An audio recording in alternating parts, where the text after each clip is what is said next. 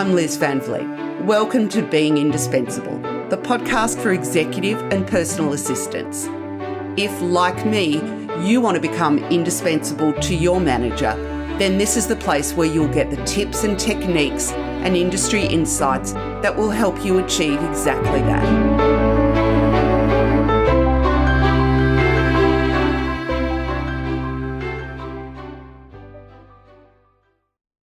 So I was trying to work out what to call this episode because there's lots of podcasts out there that every second week, when you want to have a podcast come out weekly, it sets a fairly high bar.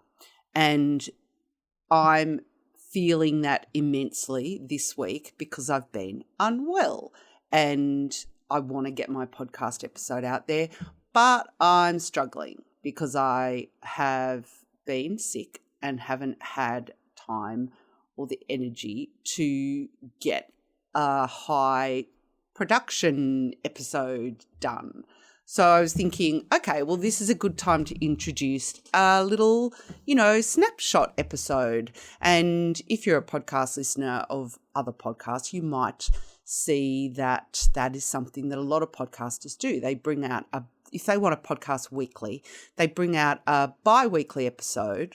Does that mean every second week? I hope so. Where it's a sort of episode that is quick, easy, low production, and you can get it out there. So your listeners, all you lovely people that will hopefully be subscribing to my podcast will get your episode at your regular time every week. So we get into some habits of listening to my podcast. Anyway, this week, that is just not doable. Anyway, it's a bit of a bridge too far. I'll get to that in terms of working out something regular. But in the interim, I thought I'd bring out a mini episode this week.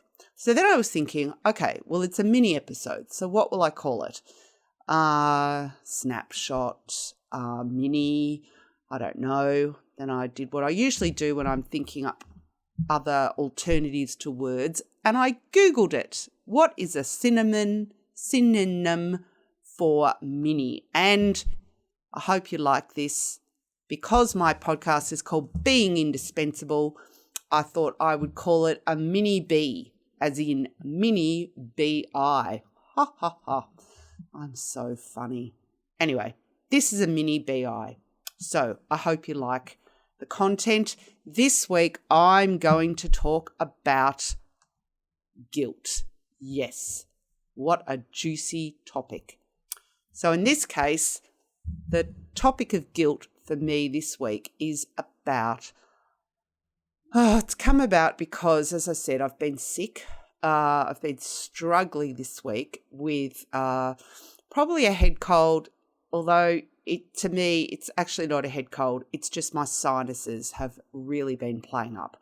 We've had a dreadful cold snap in Sydney, and I've been doing solo parenting for a week or so while my husband's been overseas, and I think I've just hit the wall fatigue-wise, and as a result, I'm having dreadful sinusitis, and I soldiered on Monday and Tuesday, but today I've actually had to call in sick.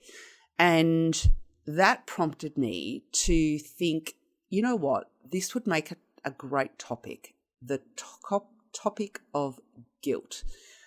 Because in my case, it's a bit of a double whammy.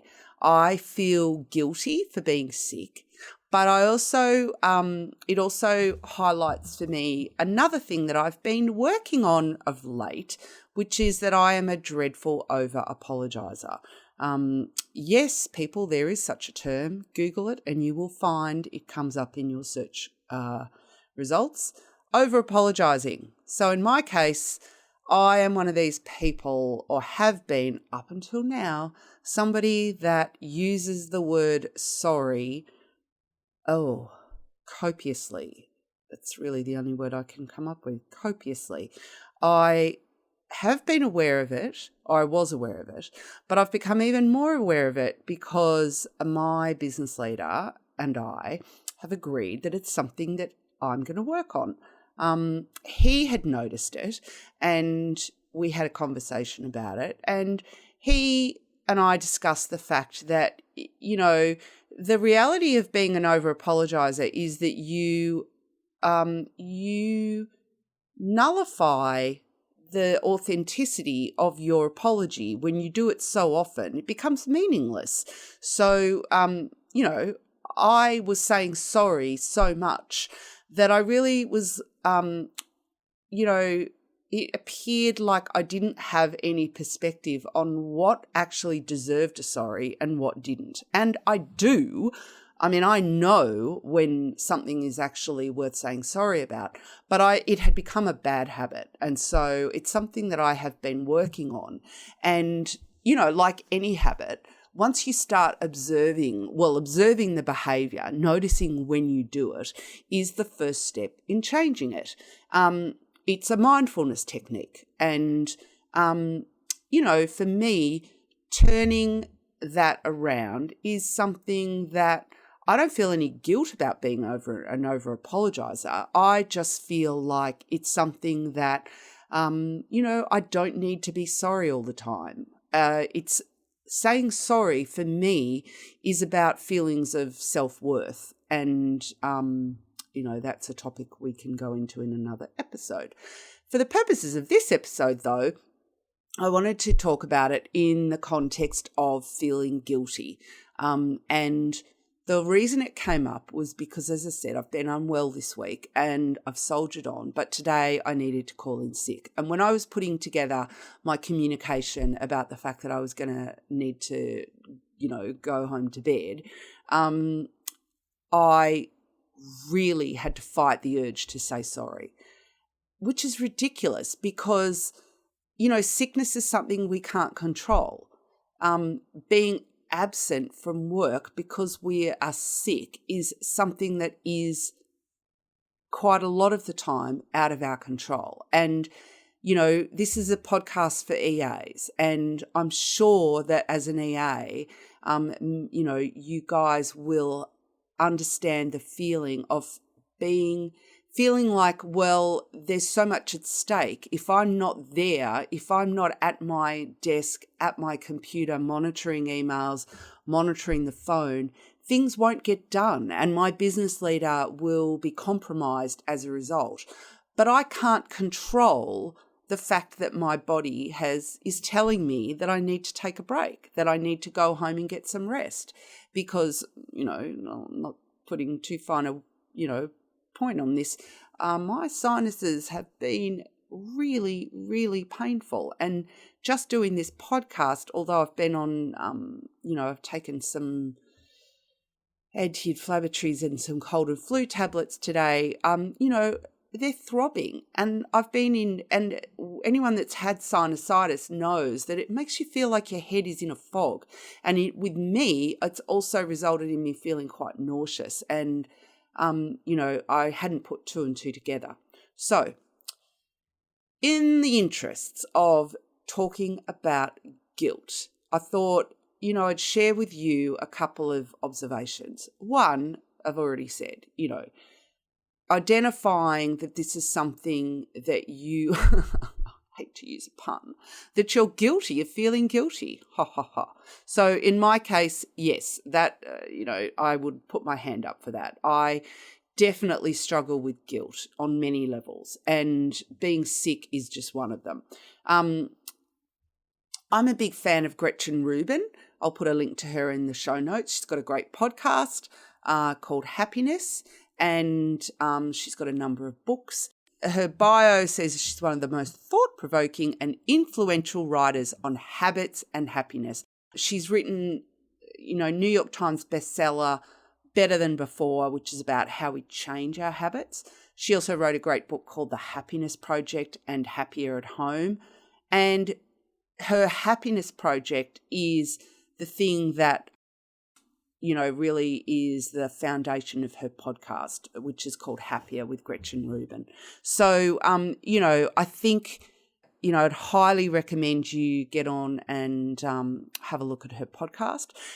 the other thing I wanted to include as something for you to look at was there's a great article on the Huffington Post, which is called Guilt is Healthy, Shame is Not. Now, this sort of gets into the sort of Brene Brown territory. I'll also put a link on the show notes about Brene's great TED Talk and her books on the topic of vulnerability, shame, and, how those things we can overcome those issues.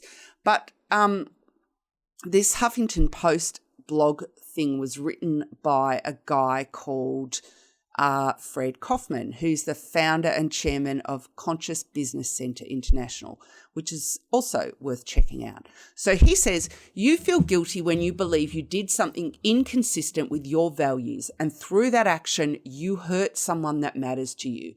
So key takeaways: that it's inconsistent with your values. For me, one of my values that is a really strong foundation for me is my integrity. And by integrity, I suppose in the simplest terms, it's the what you see is what you get factor.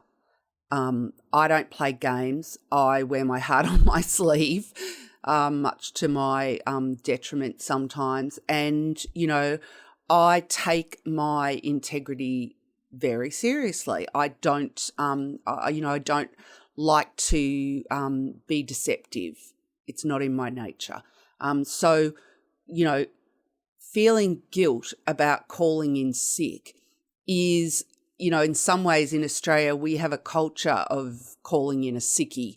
It's usually Mondays or Fridays. In this case, it's about feeling guilty about letting down my business leader, about not being seen to be reliable, and about, my own having, really personally, it's about being a perfectionist and setting expectations that are too high, that are unrealistic. So it's something that, again, like the over-apologising, they go hand in hand, and it's something for me to work on. And I'll continue to do that. The positive thing is that, I've had a day at home. I've taken a bunch of cold and flu tablets. I've been kind to myself, and I am feeling a lot better, and my face is not throbbing so much. So, I fully plan to be back at work tomorrow and back on deck. So there you go. Ruminating in the, what should I call it? Minibee episode on guilt and a little bit on over-apologising.